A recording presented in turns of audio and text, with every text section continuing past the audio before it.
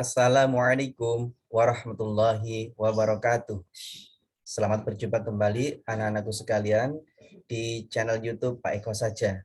Pada kesempatan kali ini Pak Eko akan menyampaikan bedah kisi-kisi ujian sekolah tahun 2022 untuk mata pelajaran Pendidikan Agama Islam dan Budi Pekerti.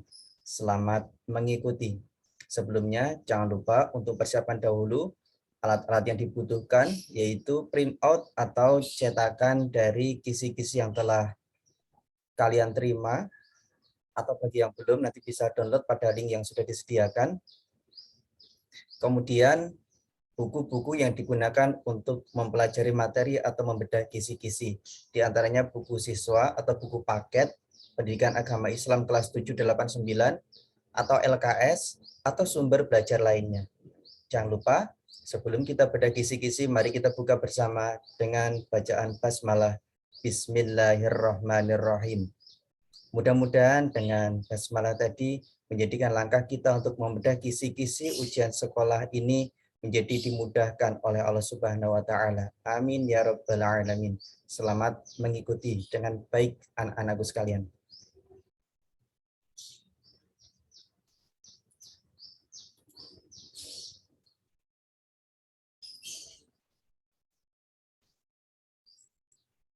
Selamat datang di kelas pembahasan kisi-kisi ujian sekolah tahun 2022 untuk mata pelajaran Pendidikan Agama Islam dan Budi Pekerti.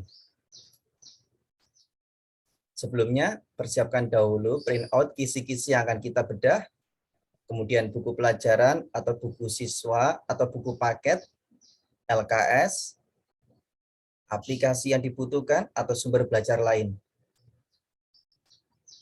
Persiapan yang bisa kalian pilih yang lain atau opsional, bisa sambil kalian putar musik relaksasi atau kitaro, bisa kalian sediakan cemilan bagi yang memang senang belajar sambil makan cemilan, atau sesuai tipe belajar kalian masing-masing.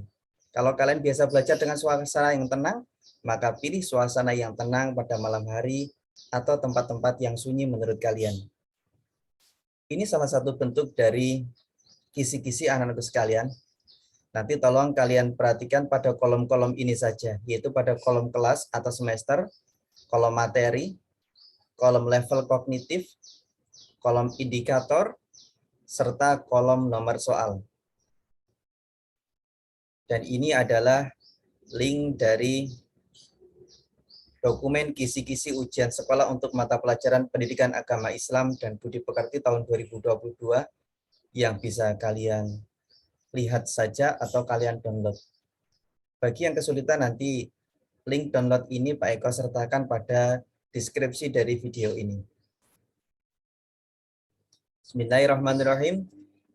Untuk soal jenis Al-Quran hadis, level penerapan, Pak Eko contohkan misalnya di sini, Pak Eko ambilkan materi Quran surah Al-Mujadalah atau Mujadilah ayat 11 serta surah Ar-Rahman ayat 33 serta hadis terkait tentang menuntut ilmu.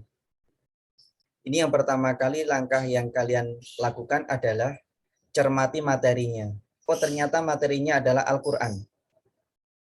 Setelah itu langkah kedua, lihat kelas atau semesternya. Ternyata materi tersebut ada pada kelas 7 semester 1 atau semester ganjil. Maka kemudian kalian segera siapkan buku pelajaran atau buku siswa atau LKS atau sumber belajar lain yang menunjang materi tersebut. Misalnya di sini Bapak contohkan buku paket untuk siswa kelas 7 seperti ini kalau tidak salah untuk terbitan tahun 2017 dan 2018. Nah, kemudian kalian buka pada halaman 78. Nah, di sana ada materi bacaan Quran surah Ar-Rahman ayat 33 dan surah Al-Mujadalah ayat 11. Baru setelah kalian lakukan langkah pencermatan materi serta kelas dan semesternya, langkah ketiga adalah baca kolom indikator. Indikatornya adalah ditampilkan potongan surah Al-Mujadalah ayat 11 atau surah Ar-Rahman ayat 33, atau hadis terkait, peserta didik dapat melengkapi ayat dengan baik. Nah, jadi ternyata yang ditanyakan di sini adalah kemampuan kalian untuk melengkapi ayat. Ini adalah soal penerapan, levelnya penerapan. Dan soal ini merupakan soal nomor 1. Insya Allah kisi-kisi ini tidak akan meleset terlalu jauh dari soal yang sesungguhnya. Nah, setelah itu baru kita lihat lagi halaman 78 misalnya dari buku paket ini. Silakan bagi yang punyanya LKS disesuaikan, bagi yang punyanya sumber belajar yang lain juga bisa disesuaikan. Ayatnya berbunyi, A'udzubillahi minasyaitonirrajim, Bismillahirrahmanirrahim. Ya ma'syarul jinni wal insi inistata'tum an tanfudhu min aqtaris samawati wal ardi fanfudhu la tanfudhuna illa bisultan. Nah, karena indikatornya adalah melengkapi ayat, maka nanti akan ada bagian-bagian ayat ini yang akan dikosongi, ditutup atau diganti dengan tanda titik-titik.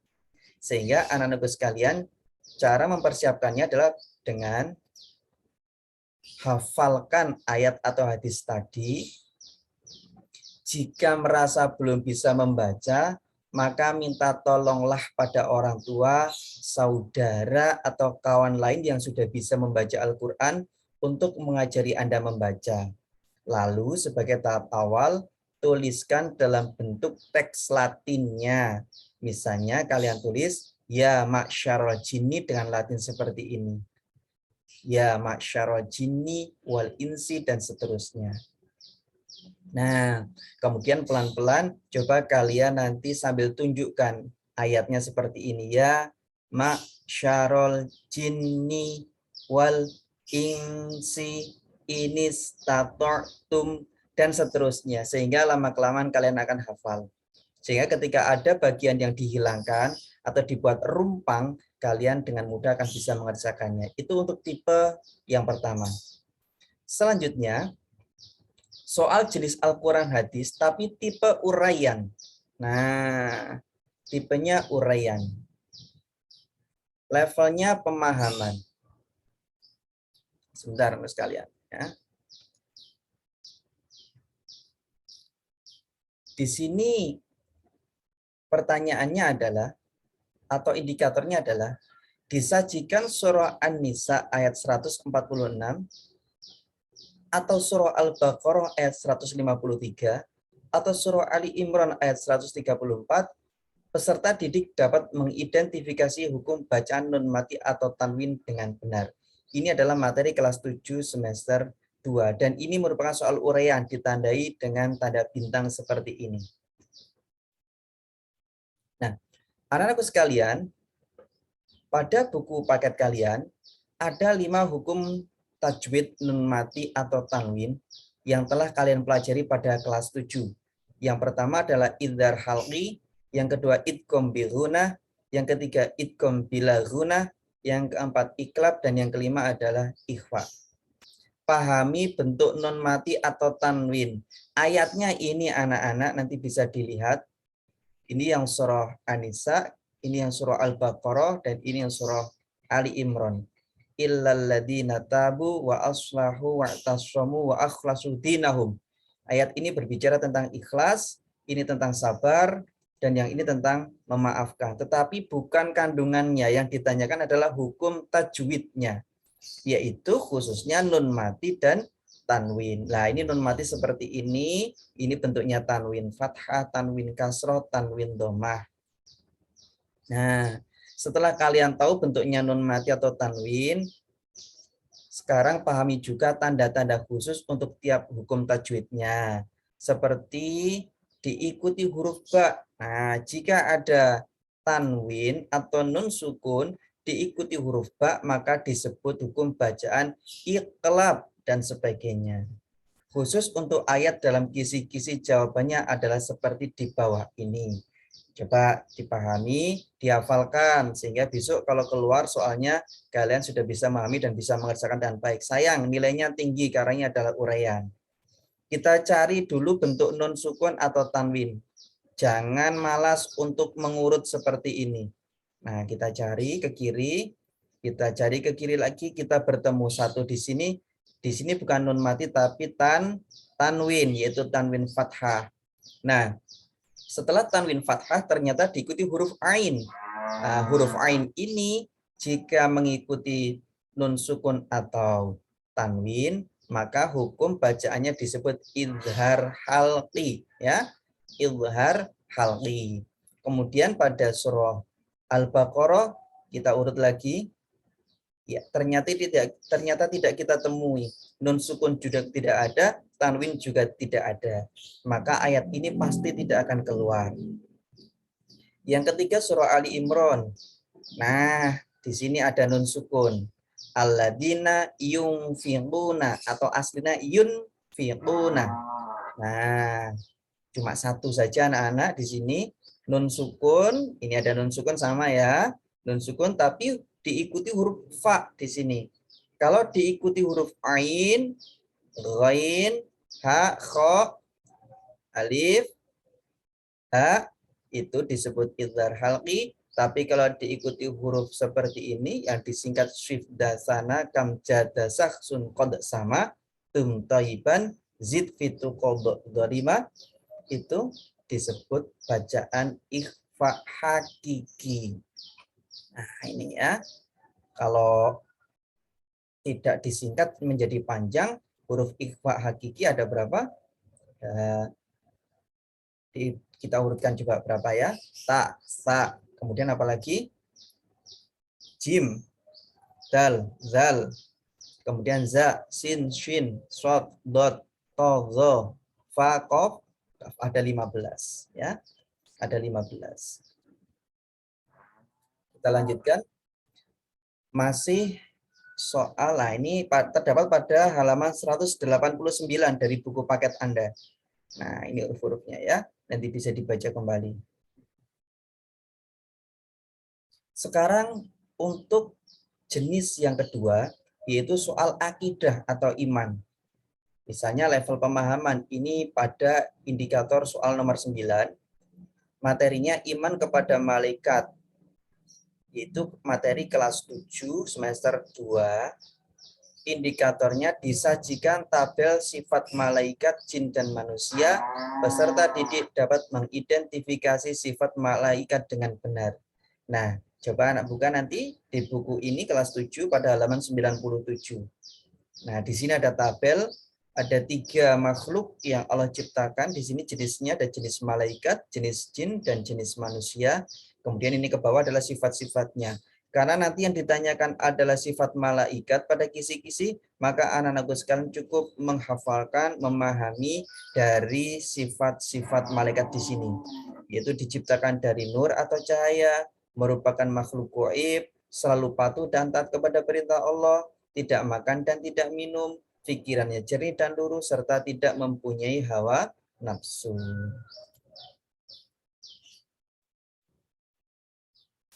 Kisi yang selanjutnya yaitu jenis akidah atau iman masih sama, tetapi di sini adalah soal uraian, bukan pilihan ganda pada level penalaran. Indikatornya, maaf, ini adalah materi dengan topik beriman kepada Rasul-Rasul Allah, materi kelas 8 semester 2. Indikatornya disajikan salah satu gambaran sifat Rasulullah, peserta didik dapat menyimpulkan sifat Rasul dengan benar. Ini soal uraian anak-anak. Cermati dengan baik, sayang kalau sampai tidak tepat jawabannya, karena biasanya skornya tinggi. Karena ini kelas 8, maka silakan cari pada buku paket kelas 8. Gambarnya seperti ini, anak-anak sekalian, masih ingat? Ya, kalian buka di halaman 137.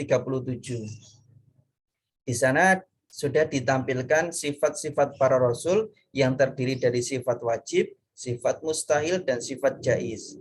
Sifat rasul yang wajib yaitu sifat rasul yang pasti ada pada diri setiap rasul Allah. Ada 4, kalian biasanya sudah hafal semenjak SD. Sidik, amanah, tabligh, fatonah. Sidik artinya benar atau jujur, amanah artinya dapat dipercaya, tabligh artinya menyampaikan, serta fatonah artinya cerdas atau bijaksana. Sedangkan sifat mustahilnya atau lawan katanya adalah sifat yang tidak mungkin ada pada diri Rasul.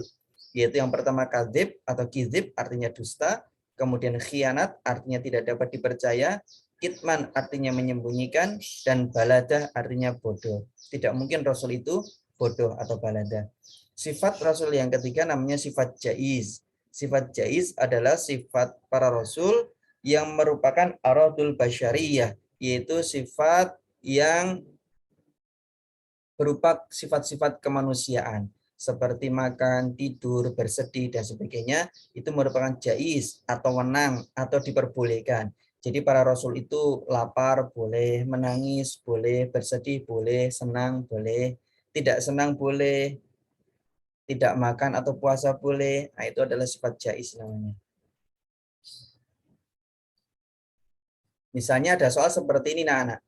Nabi Muhammad SAW dilahirkan di dalam masyarakat jahiliyah yang menyembah berhala, suka berjudi, mabuk-mabukan, menindas, berdusta, dan merendahkan kaum wanita.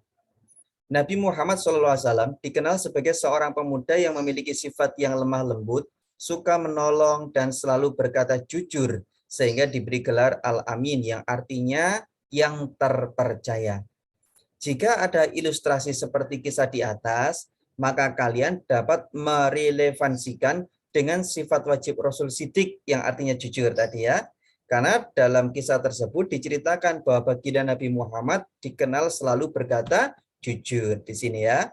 Nah, tetapi kalian juga dapat merelevansikan dengan sifat wajib Rasul amanah yang artinya dapat dipercaya. Karena dalam kisah tersebut baginda Nabi Muhammad SAW juga diceritakan diberi gelar Al-Amin ini, yang artinya juga terpercaya. Kita lanjutkan masih jenis soal akidah atau iman. Pada materi iman pada hari akhir, yaitu materi kelas 9 semester ganjil kemarin, masih ingat ya? Indikatornya disajikan beberapa pernyataan tentang beriman kepada hari akhir, peserta didik dapat menentukan hikmah beriman kepada hari akhir dengan tepat. Nah, kita buka buku paket ini ya, buku paket kelas 9.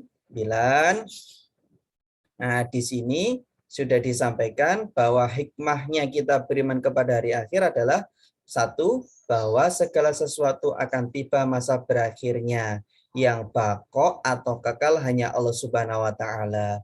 Sehingga kita disarankan untuk tidak terlalu berduka atau bersedih terhadap akhir dari segala sesuatu yang kita miliki, yang dekat dengan kita, atau bahkan ketika diri kita sendiri yang berakhir.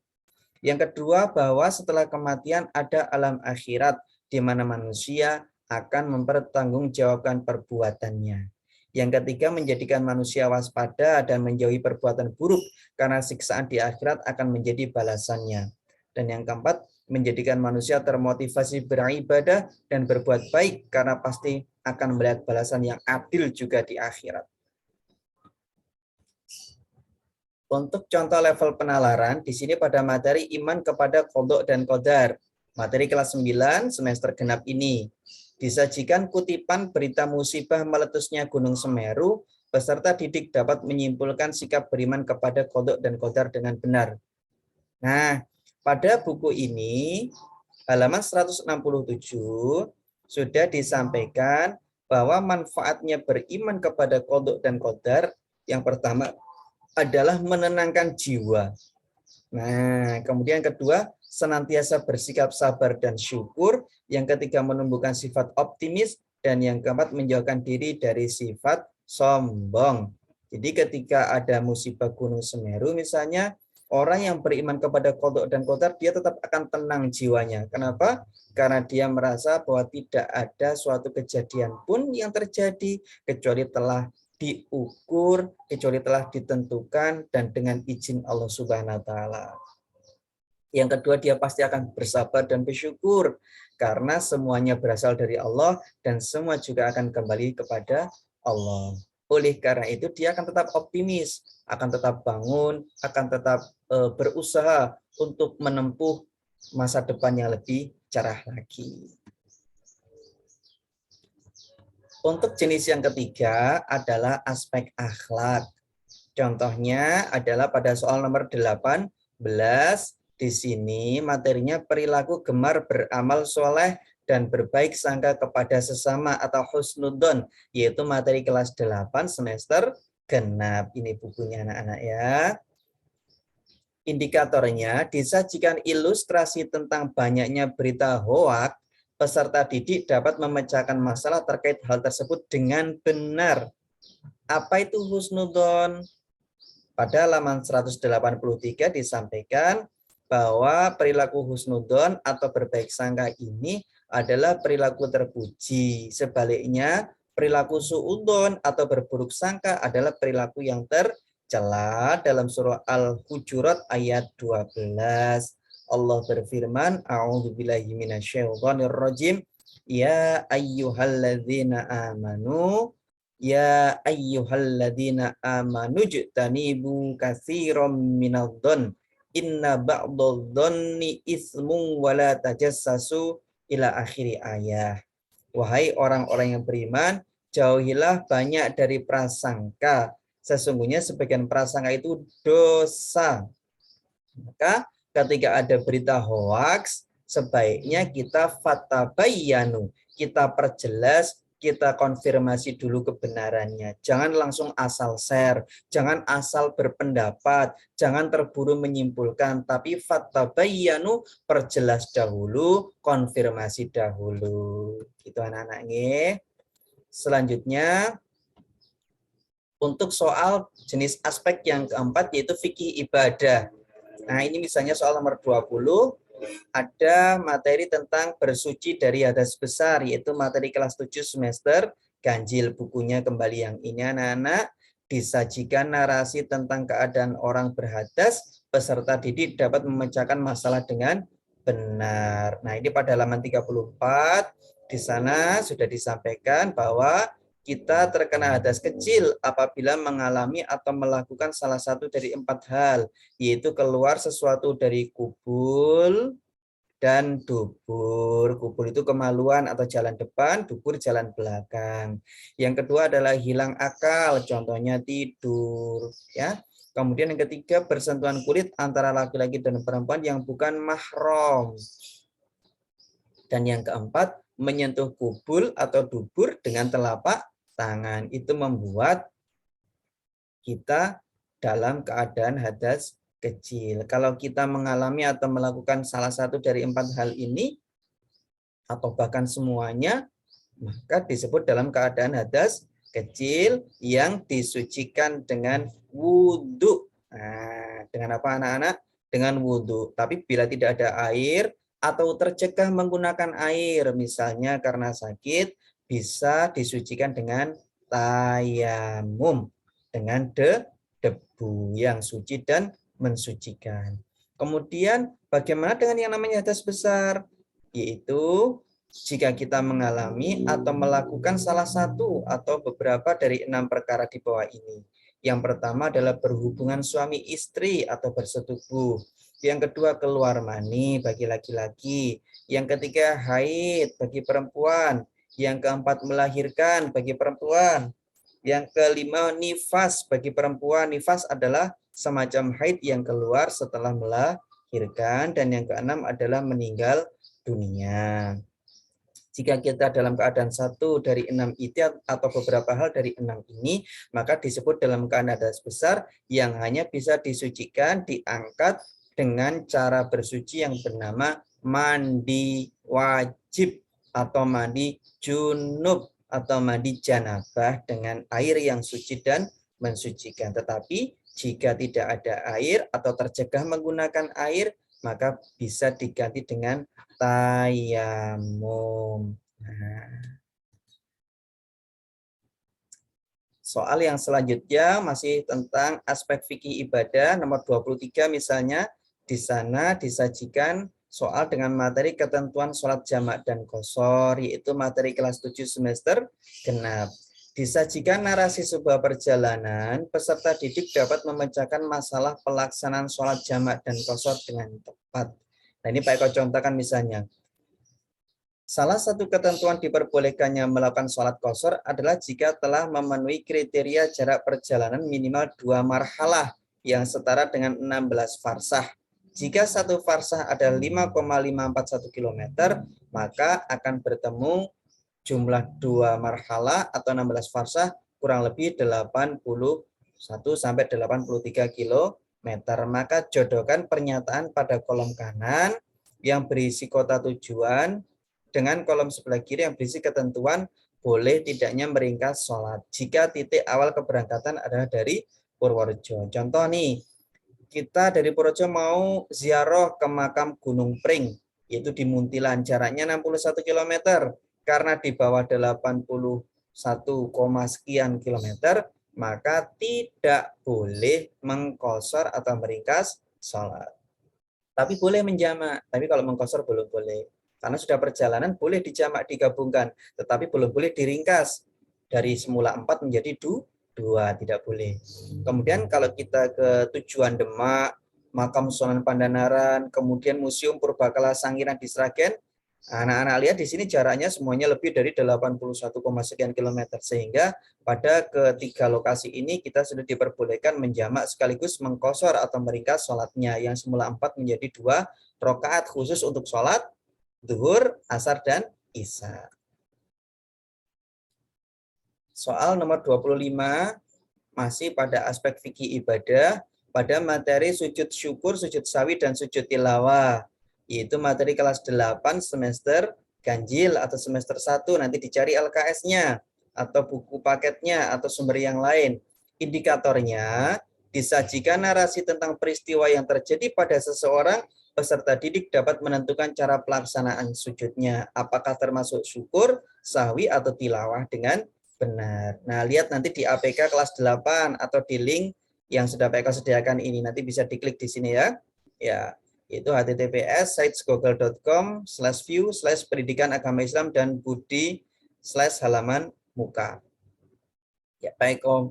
Ringkaskan saja, sujud syukur adalah sujud sunat 1 kali untuk berterima kasih kepada Allah karena merasa menerima nikmat atau karena diselamatkan dari musibah. Jadi nanti kalau ada ilustrasi, misalnya Ahmad sujud sunat 1 kali untuk berterima kasih kepada Allah karena diselamatkan dari musibah. Maka dalam hal itu Ahmad sedang melakukan sujud syukur.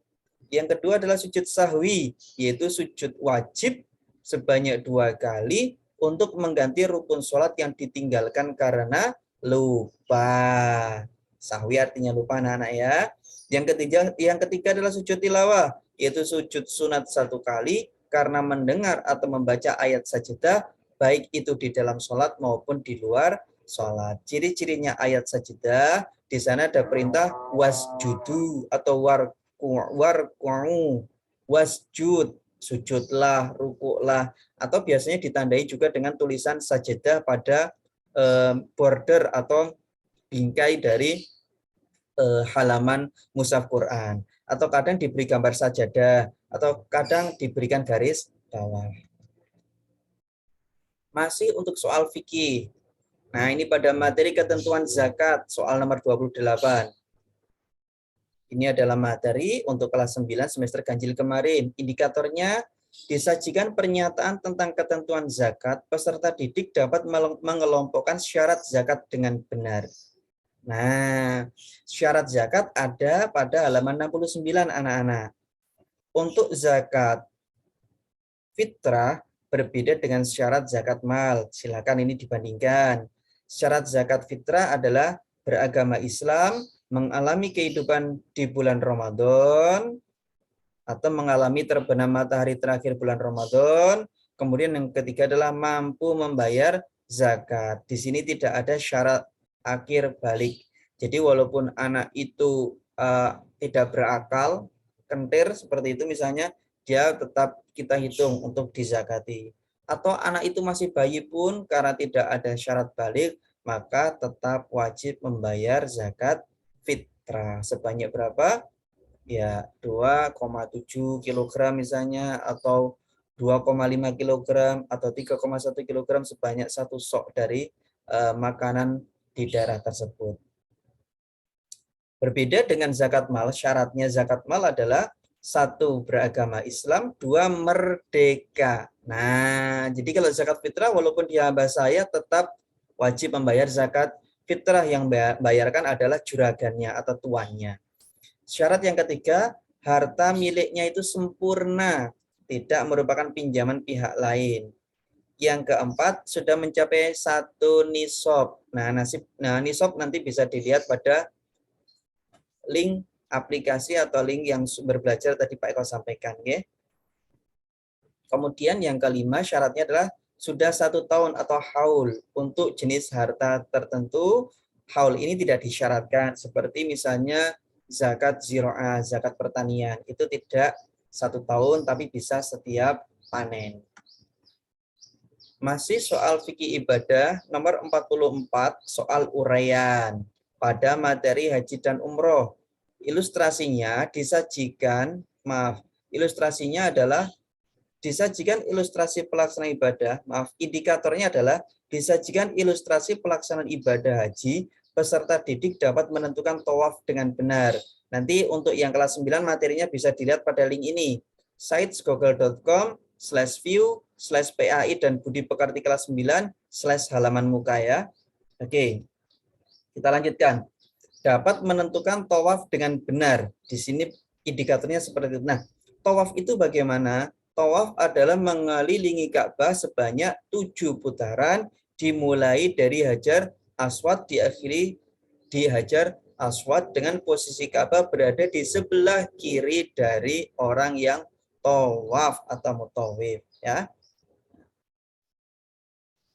Dengan niat ibadah karena Allah. Nah, tawaf ini ada banyak macamnya anak-anak.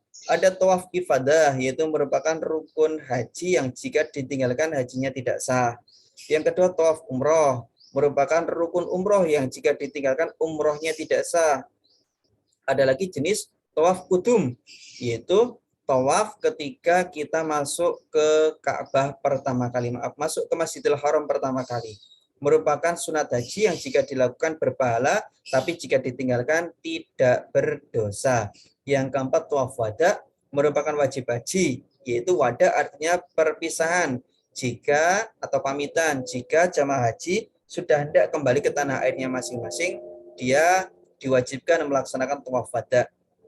Yang jika ditinggalkan hajinya sah, tetapi wajib membayar dam atau denda.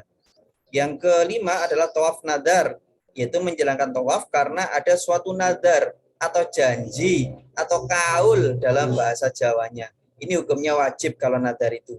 Dan yang keenam adalah tawaf sunat, yaitu jenis tawaf selain yang disebut di atas, tawafnya karena berniat ibadah kepada Allah.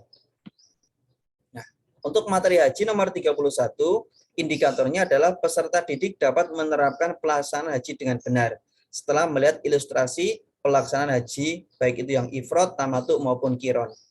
Nah, ini pengertiannya anak-anak. Haji ifrad adalah mengerjakan haji dalam bulan-bulan haji, kemudian mengerjakan umroh setelah selesai amalan hajinya. Ini yang paling afdol. Jadi mengerjakan haji pada bulan Dzulhijjah, setelah selesai hajinya, kemudian melaksanakan umroh. Yang kedua adalah haji tamattu, yaitu mengerjakan umroh dahulu dalam bulan haji juga. Jadi masih pada bulan Dzulhijjah, tapi udah umroh duluan. Baru kemudian nanti tanggal 9-nya 9 Dzulhijjahnya mengerjakan haji. Nah, itu yang namanya haji tamattu. Nah, ini wajib membayar dam atau denda. Kemudian yang ketiga namanya adalah haji qiron. Cara pelaksanaan qiron yaitu mengerjakan haji dengan umroh secara bersama-sama. Berniat mengerjakan haji dan umroh serentak dalam bulan haji, dalam bulan Dzulhijjah, kemudian melaksanakan semua rukun dan wajib haji. Umroh pula dikira selesai seperti itu ya. Jadi ketika dia melaksanakan rukun haji, dia juga sekaligus berniat melakukan rukun umroh. Seperti itu yang disebut sebagai haji qiron. Nah, dulu Bapak sudah pernah menyampaikan seperti ini gambar kurang lebih skema dari pelaksanaan ibadah haji anak-anak ya. Nanti bisa dilihat kembali di sini. Misalnya di sini ada 4 kota yang digunakan untuk haji, yaitu kota Mekah, kota Arafah, kota Muzdalifah dan kota Mina. Nanti kita dari Bubutan, dari Purworejo, kita terbang naik pesawat ngeng. Kemudian sampai di tempat-tempat yang diberikan warna oranye ini adalah tempat yang namanya tempat mikot. Mikot makan. Yang dari arah utara di sini mikotnya berniat hajinya dari Bir Ali atau Dzul Hulaifah. Yang dari arah barat laut dari kota Jufah, yang dari arah selatan dari kota Yalamlam dan seterusnya. Setelah kita di sini berniat haji, kemudian masuk kota Mekah, kemudian ihram haji. Niat haji itu selamatnya tanggal 8 bagi yang di sini belum sempat ihram haji. Setelah ihram memakai pakaian ihram, berarti sudah terkena larangan-larangan ihram seperti memakai wangi-wangian dan sebagainya. Kemudian berangkat ke kota Arafah untuk melaksanakan wukuf tanggal 9 Dzulhijjah. Setelah itu kemudian ke kota Muzdalifah untuk mabit atau bermalam, kemudian ke kota Mina untuk melempar jumroh Aqobah, lalu tahallul awal tanggal 10 Dzulhijjah, mabit atau bermalam tanggal 11, 12, 13 Dzulhijjah, kemudian melempar jumroh ula, wusta dan Aqobah pada tanggal 11, 12, 13. Setelah itu berangkat kembali ke kota Mekah untuk tawaf ifadah, yaitu mengelilingi Ka'bah 7 kali, kemudian sa'i atau lari-lari kecil antara Safa dan Marwah 7 kali, kemudian tahallul sani, potong rambut lagi yang kedua. Itu artinya sudah bebas, boleh melakukan larangan-larangan yang semula dilarang ketika kita sudah ihram atau mengenakan kain putih-putih, kain ihram. Dan yang keenam adalah tertib. Nah, kemudian setelah itu melakukan tawaf wada jika akan kembali ke tanah air. Tapi jika akan melaksanakan wukuf, melaksanakan umroh, maka tawaf wada tidak dilakukan, nanti diganti dengan dam atau denda. Maka jamaah haji setelah selesai melakukan tertib, kemudian dia keluar kembali ke daerah-daerah ini, salah satu yang terdekat kemana? Daerah-daerah mikot ini, mikot makan ini, untuk melakukan mikot ihram umroh, niat umroh. Setelah itu masuk ke kota Mekah, melakukan tawaf, setelah tawaf kemudian sa'i, tawaf umroh, sa'i umroh, kemudian tahallul, selesai. Maka jamaah itu jamaah tersebut sudah dikatakan melakukan haji serta umroh. Nah, ini nanti bisa dibaca-baca kembali ya. Ya. Lanjut. Sekarang yang terakhir adalah soal jenis sejarah. Misalnya soal nomor 35 dengan materi sejarah perjuangan dan kepribadian Al-Khulafa Ar-Rasyidin. Materi Khulafa Ar-Rasyidin adalah materi kelas 7 semester 2. Misalnya ada indikator disajikan narasi perjuangan dan kepribadian salah satu Khulafa Ar-Rasyidin. Peserta didik dapat menganalisis teladan yang dapat diikuti dari salah satu Khulafa Ar-Rasyidin tersebut dengan benar. Nah, ini nanti dilihat pada buku paket halaman 181. Di sini sudah disimpulkan secara khusus sifat-sifat Khulafaur Rasyidin adalah sebagai berikut. Sahabat Abu Bakar As-Siddiq radhiyallahu an bersifat tegas terhadap orang yang mengaku nabi, yaitu memerangi para nabi palsu, orang-orang tidak membayar zakat, dan orang yang murtad. Sifatnya tegas Abu Bakar As-Siddiq, tapi juga orang yang sangat penyayang. Abu Bakar As-Siddiq orangnya dermawan sekali. Abu Bakar As-Siddiq itu. Maka dikatakan As-Siddiq artinya As-Siddiq adalah yang membenarkan peristiwa Isra Mi'raj Rasul. Yang pertama kali membenarkan adalah sahabat Abu Bakar. Kemudian khalifah yang kedua, Umar bin Khattab radhiyallahu an, bersifat pemberani. Beliau juga melakukan perluasan wilayah Islam. Khalifah Umar juga termasuk orang yang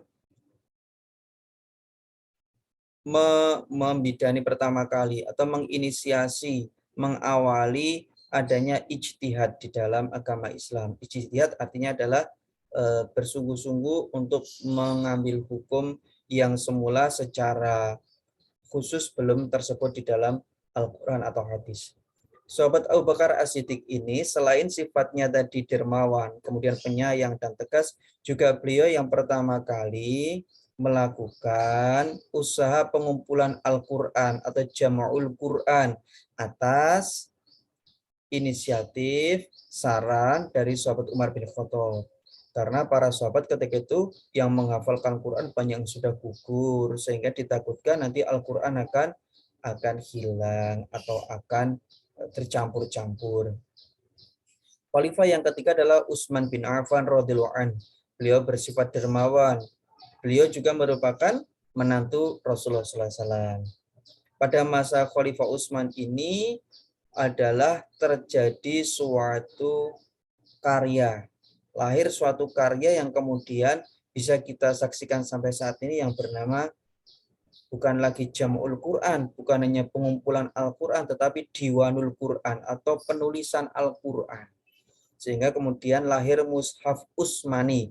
Maka pada sebagian Al-Quran kalian, mushaf kalian di rumah, biasanya di halaman sampul tertulis nama Mushaf Utsmani. Karena adalah merupakan jasa dari Khalifah Utsman bin Affan. Kemudian Khalifah dari Khulafaur Rasyidin yang keempat adalah sahabat Ali bin Abi Thalib radhiyallahu anhu. Kadang juga sahabat Ali ini diberi gelar karamallahu wajhah karena memang wajahnya adalah mulia, tidak pernah menyembah kepada berhala. Khalifah Ali adalah khalifah yang cerdas, ilmunya yang tinggi dapat menyelesaikan berbagai permasalahan yang muncul. Maka ada sebuah syair bahwa Rasul sempat ngendiko berkata ana madinatul ilim wa aliyum babuha, bahwa ibaratnya jika Nabi Muhammad adalah kotanya ilmu, maka Sayyidina Ali, Khalifah Ali merupakan pintu ilmunya. Faman aradal Madinah fayatiya min babiha. Maka ibaratnya orang mau masuk kota pasti lewat pintu. Jadi kalau mau mengetahui ilmu-ilmunya Rasulullah, maka belajaran kepada Sayyidina Ali. Seperti itu. Kemudian contoh soal sejarah lagi untuk nomor 38 pada materi sejarah perkembangan Islam di Nusantara, materi kelas 9 semester ganjil, disajikan gambar peta Indonesia dan beberapa nama kerajaan Islam, peserta didik dapat mengidentifikasi dengan benar. Nah, ini Bapak sampaikan peta Indonesia kurang lebihnya seperti ini, Sumatera, Jawa, Kalimantan, Sulawesi, Maluku, dan Papua di sini. Maka di sini sudah ada beberapa nama-nama kerajaan. Coba silakan belajar peta buta agar kalian tidak kaget dengan soal bergambar peta seperti dan bisa segera mengidentifikasi letak kerajaan Islamnya. Di sini ada kerajaan Samudra Pasai, merupakan kerajaan Islam pertama di Indonesia. Di sini ya, ujung paling atas ini, ujung Sumatera ini anak ya. Kemudian ini ya, Samudra Pasai dan kerajaan Aceh. Kemudian di Pulau Jawa ada kerajaan Demak. Ini letaknya di sini kerajaan Demak di dekat Semarang anak-anak. Ya, di tengah-tengah sini. Ini merupakan kerajaan Islam pertama di Pulau Jawa. Nah, kerajaan Demak ini setelah surut kemudian dilanjutkan dengan kerajaan Islam Pajang. Kemudian setelah kerajaan Islam Pajang surut dilanjutkan oleh kerajaan Mataram Islam yang letaknya ada di Yogyakarta dan Solo ya, Jawa Tengah. Kemudian ada kerajaan Banten, ini di Jawa Barat. Ada kerajaan, nah ini tidak tertulis di sini, ada sebenarnya kerajaan Banjar ini di Kalimantan di sini ya, kerajaan Banjar. Kemudian ada kerajaan Kuatalo ini di Sulawesi, ada kerajaan Ternate di Maluku Utara dan ada kerajaan Tidore di Maluku Selatan. Ini adalah beberapa kerajaan Islam Nusantara. Selanjutnya ada indikator disajikan cerita sejarah perkembangan Islam di Nusantara. Peserta didik dapat menyebutkan cara masuknya Islam dengan benar. Itu nomor 39. Insya Allah besok ke dalam ujian sekolah kalian. Nah, mudah-mudahan anak-anak masih ingat bahwa strategi dakwah Islam di Nusantara ada beberapa. Yang pertama, pembagian wilayah dakwah. Para wali songo membagi wilayah dakwah agar lebih konsen ketika berdakwah, yaitu Jawa bagian timur, Jawa bagian tengah, dan Jawa bagian barat dengan rasio 5 sunan, 3 sunan, dan 1 sunan, sehingga total ada 9 atau wali songo. Kemudian yang kedua dengan asimilasi budaya, sehingga budaya yang sudah ada di Pulau Jawa ini khususnya di Nusantara ini pada umumnya tidak dihilangkan tetapi justru diasimilasikan atau percampuran budaya yang kemudian melahirkan budaya baru tanpa menghilangkan ciri-ciri dari budaya yang semula tersebut. Contohnya Sunan Kalijaga berdakwah dengan gamelan sekatennya. Kemudian ada juga para wali songo Sunan itu mengarang lakon-lakon wayang, kemudian membuat tembang-tembang mocopat seperti Asmorondono, Pucung, dan sebagainya yang di dalamnya berisi nilai-nilai dari ajaran Islam. Termasuk ada lagu Cublak-Cublak Suweng, Padang Bulan, dan seterusnya. Strategi yang ketiga adalah dengan melalui pendidikan atau pencetakan kader dakwah, maka kemudian mulai dirintis yang namanya pondok pesantren, diantaranya oleh Sunan Ampel di Surabaya, yang bertempat di Ampel Dento di Surabaya sana, sehingga lahirlah para penerus-penerus dakwah yang selanjutnya. Strategi yang keempat adalah di bidang politik, yaitu dengan mengembangkan dakwah Islam di tanah Jawa. Para wali tentu juga menggunakan sarana politik untuk mencapai tujuannya, yaitu menegakkan hukum Allah secara menyeluruh. Oleh karena itu, dengan melihat keadaan kekuasaan Majapahit yang terus mengalami penurunan, maka para wali saat itu mulai mengarahkan perhatiannya kepada kerajaan Demak. Nah, sebagai langkah awal adalah dengan mendirikan pusat dakwah dan koordinasi, yaitu di Masjid Demak yang saat ini masih berdiri kokoh dan bisa anak-anak lihat. Yang keenam adalah kelima adalah melalui pernikahan. Para mubalik, para wali songo ini mengikat kekeluargaan dengan menikahi para putri-putri Nusantara dan pembesar kerajaan, sehingga dapat membangun konsep Islam dari lingkup yang terkecil, yaitu lingkup keluarga, sehingga juga memiliki akses yang lebih luas karena menjadi anggota keluarga kerajaan, sehingga kemudian dakwah Islam ini berkembang dengan lebih cepat, damai tanpa paksaan. Selanjutnya, contoh soal penalaran untuk jenis materi sejarah. Untuk nomor 45, soalnya uraian pada materi sejarah tradisi Islam di Nusantara, kelas 9 semester genap, levelnya pemahaman, ada indikator disajikan beberapa tradisi Islam di Nusantara, peserta didik dapat menguraikan salah satu tradisi Islam dengan benar. Nah, ini pada buku paket halaman 246 dan selanjutnya ya. Ini di sini disebutkan beberapa tradisi-tradisi. Ingat kata kuncinya, tradisi adalah suatu budaya yang berlangsung turun-temurun atau waktunya ajak. Kemudian akan disebut tradisi Islam jika kebudayaan yang turun-temurun berlangsung ajak tersebut di dalamnya ada nilai-nilai Islam, misalnya saling maaf-memaafkan, sodako, berdoa, membaca Al-Quran, membaca sholawat, silaturahim, dan sebagainya. Dan akan disebut dengan ciri khusus Nusantara, yaitu tradisi Islam Nusantara, jika kegiatan budaya yang turun-temurun kemudian berlangsung ajak dan ada nilai-nilai Islamnya tersebut khas hanya ada di Indonesia, hanya ada di Nusantara. Contohnya adalah yang pertama halal bihalal. Halal bihalal adalah kegiatan bermaaf-maafan pada bulan Syawal setelah selesai mengerjakan puasa Ramadan. Nah, ini perbuatan yang baik, ada ajaran Islamnya dan hanya ada di Indonesia, maka disebut tradisi Islam Nusantara. Yang selanjutnya contohnya adalah sekaten di Surakarta dan Yogyakarta. Sekaten adalah pada masa Wali Songo merupakan salah satu metode dakwah Islam. Sekaten berasal dari kata syahadatain gitu ya. Nah, ini dilaksanakan biasanya menyambut memperingati kelahiran Nabi Muhammad SAW. Sehingga di sini pun bisa disebut sebagai tradisi Islam karena di sana ada kegiatan-kegiatan yang bernilai ibadah seperti pembacaan barzanji, kemudian mengislamkan banyak orang, kemudian di sana juga ada aktivitas jual beli yang bisa untuk mendukung kegiatan ekonomi dan sebagainya. Demikian anak-anakku sekalian, para pemirsa channel Pak Eko saja. Terima kasih atas perhatiannya. Semoga sukses menyertai kalian dan jangan lupa jaga selalu sholat kalian. Wassalamualaikum warahmatullahi wabarakatuh.